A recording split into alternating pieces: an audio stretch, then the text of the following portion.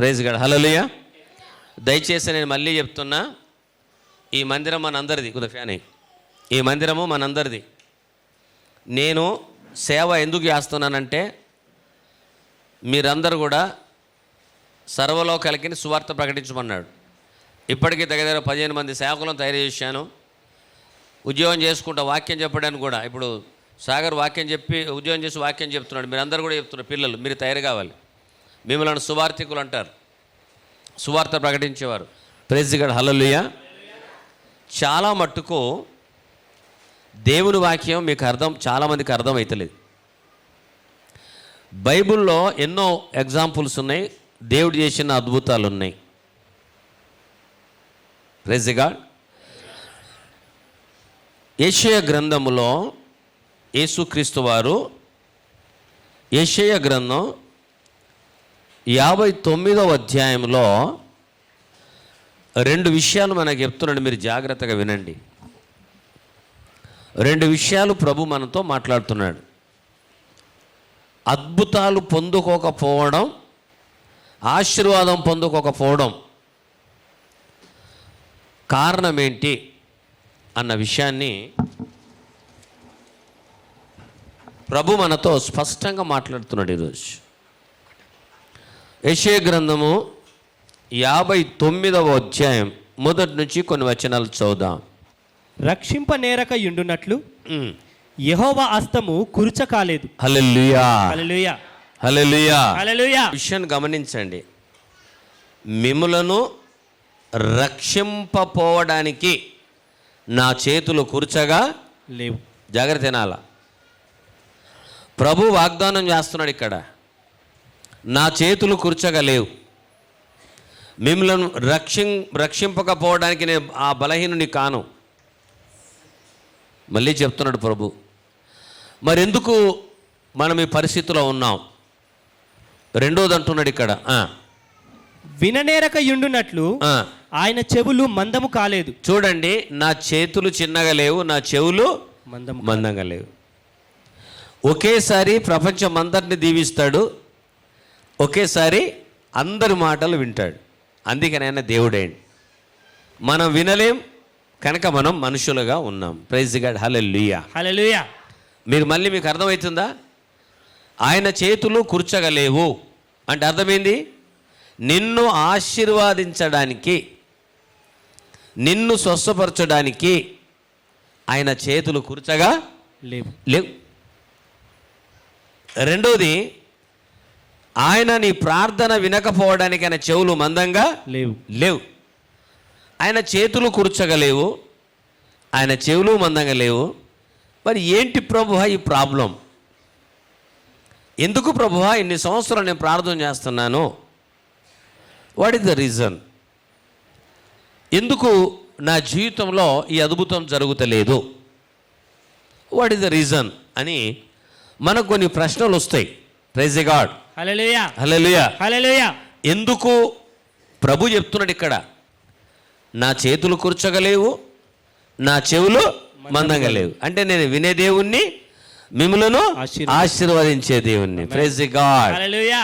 చెప్పండి, నన్ను ఆశీర్వదించే దేవుడు అని చెప్పండి. నన్ను ఆశీర్వదించే దేవుడు. నా ప్రార్థన వినే దేవుడు అని చెప్పండి. ప్రార్థన వినే దేవుడు. Praise God. హల్లెలూయా. హల్లెలూయా. బాగా ఆలోచించాలా. మరి వాట్ ఈస్ ద రీజన్? కారణం ఏంటి? ఓయ్, ఎందుకు నాకు స్వస్థత కలుగుతలేదు? ఎందుకు నాకు దీవెన లేదు? స్వస్థత అన్నది మన హక్కు, ఆశీర్వాదం అన్నది మన హక్కు, నిత్య జీవం అన్నది కూడా మన హక్కు. మీరు మర్చిపోతున్నారు. ఈ సువార్త మొదట ఎవరు స్టార్ట్ చేసిరు తెలుసా? ఒక రాజు, రాజులకు రాజు. ఎవరు? యేసయ్య రాజు. రాజుగా ఉన్న యేసయ్య పరలోకం నుండి మనకు సువార్త, ఒక సేవకునిగా తయారై భూలోకానికి వచ్చాడు. Praise God. హల్లెలూయా. ఏమన్నా ఆలోచించారా? ఒక పాస్టర్గా, ఒక సేవకునిగా, ఒక బోధకునిగా, ఏమండి, ఒక దేవునిగా ఆయన భూలోకానికి ఎందుకు వచ్చాడో తెలుసా? ఈ సువార్తను ప్రకటించడానికి, ఆయన మాటలు ప్రకటించడానికి, ఆయన మాటలు ఎలాంటి శక్తి ఉందో తెలియచేయడానికి, ఆయన మాటల్లో ఎలాంటి ఆశీర్వాదం ఉందో తెలియచేయడానికి.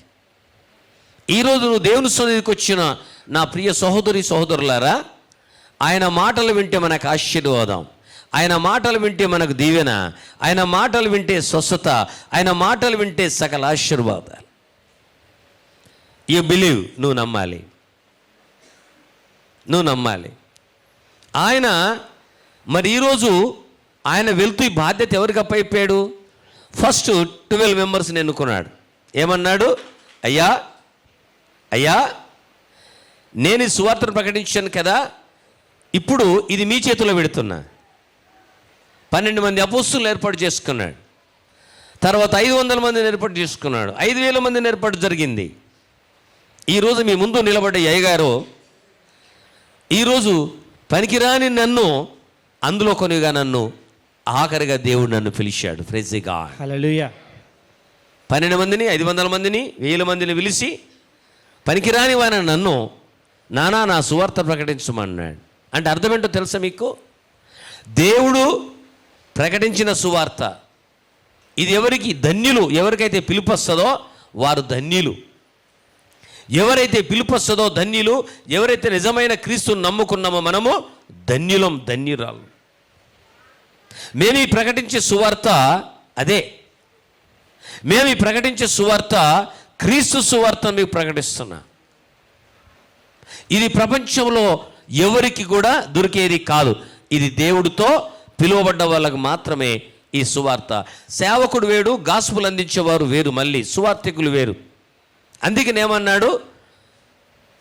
నా సువార్త ప్రకటించే వారి పాదములు ఎంతో సుందరమైనవి. ప్రైజ్ గాడ్, హల్లెలూయా, హల్లెలూయా. ఈరోజు మీ ముందు నిలబడి దేవుడు ప్రకటించిన సువార్త ఈరోజు మీ ముందు నేను ప్రకటిస్తున్నాను. దేవుడు నన్ను వాడుకుంటున్నాడు. దేవుని నామానికి స్తోత్రం. మీరు వినాలి. తర్వాత ఏమంటుండు? అమ్మ 2 వినాలి, 2 విషయాలు. ఆయన చేతులు కూర్చోగలేవు, నువ్వు ప్రార్థించే ముందు ప్రార్థన చేయాల. ప్రభువా, ఈరోజు నేను తెలుసుకున్నా, నిజమే ఆయన చేతులు కూర్చోగలేవు నన్ను ఆశీర్వదించడానికి, ఆయన చెవులు మందంగా లేవు వినకపోవడానికి. What is the reason? కారణం ఏంటి? ఎందుకు నా ప్రార్థన ఆయన సన్నిధిలోకి చేర్తలేదు అని ఒకసారి మీరు అంటే దీని అర్థమైంది. నీవు ఎక్కడున్నా ఆయన చేతులు నేను దీవిస్తున్నాయి. నువ్వు ఎక్కడ మాట్లాడినా ఆయన చెవులు వింటున్నవి. నువ్వు ఇంట్లో మాట్లాడినా, బెడ్రూమ్లో మాట్లాడుకున్నా, తిట్టినా, అమెరికాలో ఉన్నా, ఎక్కడున్నా, నువ్వు ఏ స్థితిలో గునిగినా, సనిగినా, తిట్టినా ఆయన చెవులు వింటున్నవి. మీకు అర్థమవుతుందా? అర్థమవుతుందా? అయితే లేదా? ప్రైజ్ ది గాడ్, హల్లెలూయా. భార్య భర్తలు మంచిగా క్రైస్తవ వివాహం చేసుకుంటాం కదా. ఎలాంటి ప్రమాణాలు చేస్తాం? నేనే కదా కొన్ని వందల పెళ్లిళ్ళు చేస్తున్నాను కదా. ఏమని? కలిమి ఎందును, లేమి ఎందును, ఏమండి, వ్యాధి ఎందును, బాధ ఎందును నిన్ను ప్రేమించి నిన్ను సంరక్షించుటకై నీ భార్యగా నేను చేసుకుంటున్నాను. అర్థమైందా? కలిమి ఎందును, మేలు ఎందును, ఇతరులకు లొంగక లోబడక. ప్రైజ్ గాడ్, హల్లెలూయా. మీకు సంతోషం లేనట్టు చెప్పడం కొడతలేదు. మొదటి అద్భుతం అది. ఇంకో అద్భుతం ఏంటో తెలుసా? సుద్దులంలో రాత్రి 12 గంటలకు వాక్యం చెప్తున్నా. సుద్దులంకి వెళ్ళి ఒక అమ్మాయిని తీసుకొచ్చి, ఒక అమ్మాయిని అప్పుడు రవీందర్ పిల్లల హాస్పిటల్ ఫేమస్ డాక్టర్, అందులో జాయిన్ చేశారు. అమ్మాయి సగ భాగం పడిపోయిందట మొత్తం. ఏమన్నా బిడ్డ, ఈ అమ్మాయిలాగా ఉంటుంది. బస్సులో వెళ్ళి అక్కడ ప్రార్థన చేసుకొని ఉదయకాలం 5 గంటలకు నైట్ బస్సు ఉంటుంది కదా ఊర్లలో, ఆ నైట్ బస్సులో వచ్చి హాస్పిటల్కి వెళ్ళాను. పోగానే భర్త భార్య ఇద్దరు నా కాళ్ళ మీద పడ్డారు. అమ్మా ఏమైంది? నా కాళ్ళని ఎందుకు మొక్కుతున్నారని. నేను లేదయ్యా, నువ్వు రాత్రి 12 గంటలకు రాకపోతే నా బిడ్డ చచ్చిపోతుండే. What not nonsense attacking. 12 గంటలకు సుద్దులంలో నేను ఊరవతల గుడిసెల్లో వాక్యం చెప్తున్నా. ఆ 12 గంటలకు నేను ఈ హాస్పిటల్లో ఉన్నానట. మళ్ళీ ఓయ్ ఎలా? 12 గంటలు వాక్యం చెప్పి అక్కడ నేను ఉన్నాను. పాసమ్మ కూడా తెలుసు. వారు అంటున్నారు 12 గంటలకు నువ్వు వచ్చి నా బిడ్డను టచ్ చేసినావు, నా బిడ్డ బాగైంది.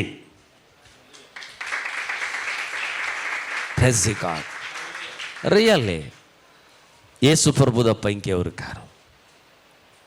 ఇలాంటివి చెప్తూ పోతుంటే కొన్ని లక్షలు టీవీలలో వస్తే మీ అయ్యగారు నీకు ఎక్కడ కనబడ్డాడు? ఒకరోజు నేను సిద్ధపడ్డా. దేవుడు అన్నాడు, నీకు మనుషుల సప్పట్లు పేర్లు కావాలా, నాది కావాలా? దేవా నీకు స్తోత్రం అని ఆగిపోయాను. ఎవరో కూడా చెప్తాను. మా ప్రవీణ్ ఉన్నాడు, పేతురు దోతి కట్టుకుంటాడు. పేతురు గుడిసెల్లో మంత్రుల్లో పేతురు వాళ్ళ కుమార్తె.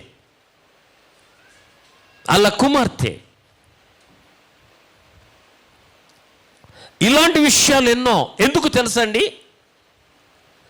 ప్రభు నన్ను పిలిచాడు. పిలుపు ఒక్కటే తప్ప నాకేం తెలియదు. నాకే రాజకీయం తెలియదు, ఇంకొక సంగతి తెలియదు. దేవుని తరువాత బైబిల్ చదవడము, ప్రార్థన చేయడము, మనుషులతో మాట్లాడడం కూడా పాస్టర్ అమ్మగారు నేర్పారు.